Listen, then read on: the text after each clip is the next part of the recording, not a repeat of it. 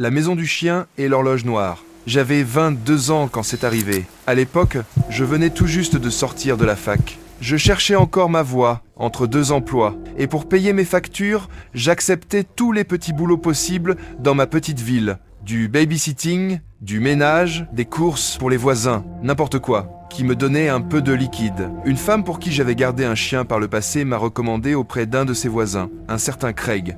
Il m'a appelé un après-midi. Il partait voyager 1 semaine et cherchait quelqu'un pour rester dans sa maison et s'occuper de son Golden Retriever, Max. Craig m'a expliqué que Max était un chien anxieux, qui supportait mal la solitude. Il préférait que quelqu'un reste dormir sur place plutôt que de simplement venir le nourrir.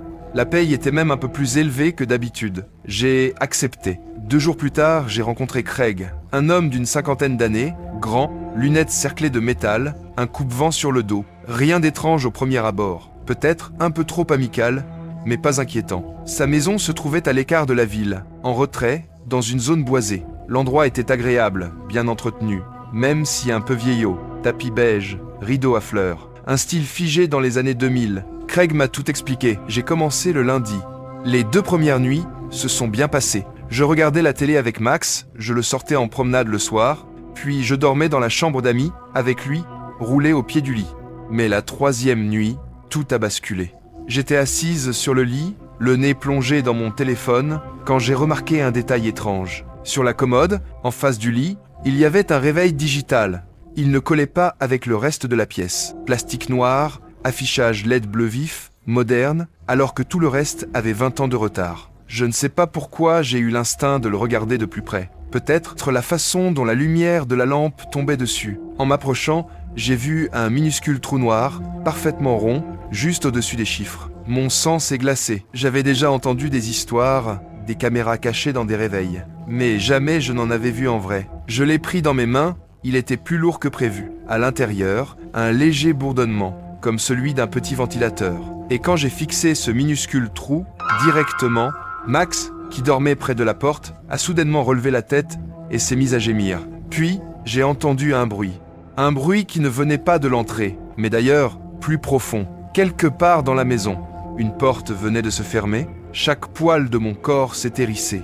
Craig n'était pas censé revenir avant dimanche, et on n'était que mercredi soir. Je me suis figé, le réveil entre les mains, le cœur cognant si fort que j'avais mal. Puis, des pas, lents, lourds, sur le tapis du couloir. J'ai reposé le réveil en tremblant, et je me suis précipité vers la porte de la chambre. Je l'ai verrouillée juste au moment où les pas s'arrêtaient de l'autre côté. Alors, une voix, la voix de Craig, calme mais légèrement essoufflée. Il disait qu'il avait oublié quelque chose dans cette chambre, la dernière fois, qu'il devait entrer. Je n'ai pas répondu. Il a ajouté que ce n'était pas ce que je croyais, que ce n'était pas une caméra, mais un détecteur de mouvement pour le chien. Qu'il n'avait pas voulu me faire peur en m'en parlant. Je reculais, une main plaquée sur ma bouche. Craig me suppliait d'ouvrir, qu'on pouvait en parler calmement, comme des adultes. Mais mon silence a fini par l'agacer. Ses coups sont devenus violents. Il hurlait maintenant, me menaçait. Max aboyait et sautait contre la porte, excité, nerveux, ce qui ne faisait qu'aggraver la rage de Craig. Je me suis tourné vers la fenêtre, assez basse pour que je puisse grimper. Mais verrouillé, mes doigts tremblaient tellement que j'ai raté 2 fois avant de réussir à l'ouvrir. Derrière moi, Craig frappait toujours, plus fort, criant qu'il avait la clé, qu'il appellerait la police pour dire que j'avais cambriolé sa maison. Je n'ai pas attendu la suite. J'ai ouvert la fenêtre en grand et je me suis jeté dehors, tombant lourdement sur l'herbe. Max a essayé de me suivre, ses griffes raclant le rebord, mais il n'a pas sauté. J'ai couru à travers le jardin, dévalé l'allée de gravier et atteint enfin la route. Mon téléphone était dans ma poche. J'ai appelé ma mère. Je lui ai dit de venir, tout de suite. En l'attendant, je me suis caché derrière un groupe de boîtes aux lettres. Quand elle est arrivée, j'avais l'impression que chaque ombre, chaque bruit venait de lui, de Craig, qui me traquait. Le lendemain, j'ai bloqué son numéro et appelé un avocat. Mais sans preuve physique, c'était ma parole contre la sienne. Le réveil pouvait être une caméra, mais il pouvait aussi prétendre que c'était bien un détecteur de mouvement. On m'a déconseillé de retourner seul dans la maison. Et l'idée de revoir Craig me donnait envie de vomir. Je n'ai jamais récupéré mon argent pour ces 3 nuits. La femme qui m'avait recommandé ne m'a plus jamais répondu. Et je n'ai jamais su si elle savait quelque chose à son sujet.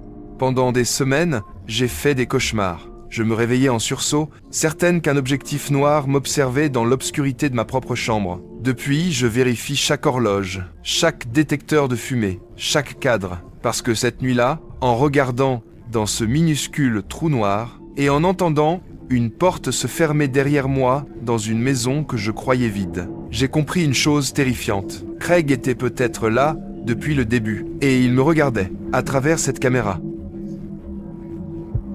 J'ai réservé l'Airbnb fin septembre, une semaine avant que ma copine Emma et moi partions passer quelques jours chez sa sœur, dans une petite ville à 3 heures de route de chez nous. J'avais choisi ce logement pour plusieurs raisons. Pas cher, à proximité de chez sa sœur, de bons avis, et les photos le faisaient paraître chaleureux. Une vieille maison à 2 étages, avec un large porche qui entourait la façade, une lumière jaune et accueillante dans le salon, du parquet, qui donnait un air de conte de fées, et un petit détail que je n'avais pas relevé à l'époque, la description précisée que la pièce de stockage du sous-sol était strictement interdite. Ça ne m'avait pas inquiété. Beaucoup de propriétaires laissent un espace verrouillé pour entreposer leurs affaires. Rien d'inhabituel. Mais quand nous sommes arrivés, juste avant le coucher du soleil, la maison paraissait plus abîmée que sur les photos. Isolée, seule, entourée d'arbres sombres, avec pour seul voisin une autre maison lointaine et une route étroite, comme une langue qui s'enfonçait dans la forêt.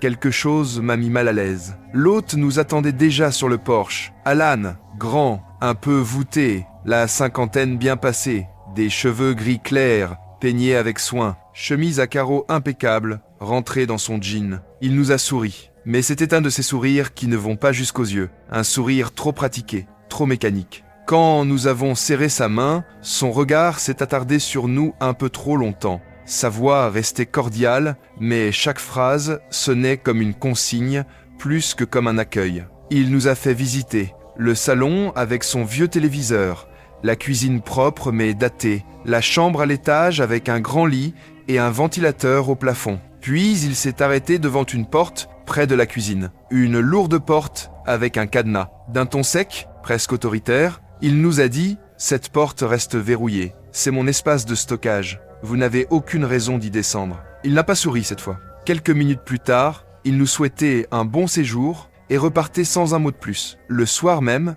Emma et moi avons bu du thé sur le porche, bercés par le chant des grillons. Mais quand nous sommes montés nous coucher, le silence était étrange. Pas de voiture, pas de voix au loin, rien, seulement ce vide. Vers minuit, j'ai cru entendre un bruit sourd, un coup étouffé, venu d'en bas. J'ai tendu l'oreille, mais plus rien. Je me suis dit que c'était la maison qui travaillait. Le lendemain s'est passé normalement. Balade, déjeuner avec la sœur d'Emma, retour le soir, pour un dîner tranquille. Mais cette nuit-là, vers 2 heures du matin, en revenant des toilettes, je me suis figé sur les escaliers. Un bruit, un long raclement, comme si quelque chose de lourd était traîné sur le sol du sous-sol. 5 secondes, silence, puis à nouveau. Mon premier réflexe a été de penser qu'Alan était revenu, mais il avait précisé qu'il ne viendrait pas, jamais, pendant notre séjour. Je suis resté planté là. Quand je suis entré dans la chambre, Emma m'a chuchoté qu'elle aussi avait entendu. Nous n'avons pas dormi de la nuit. La nuit suivante fut pire. Cette fois, c'était des pas. 4, 5,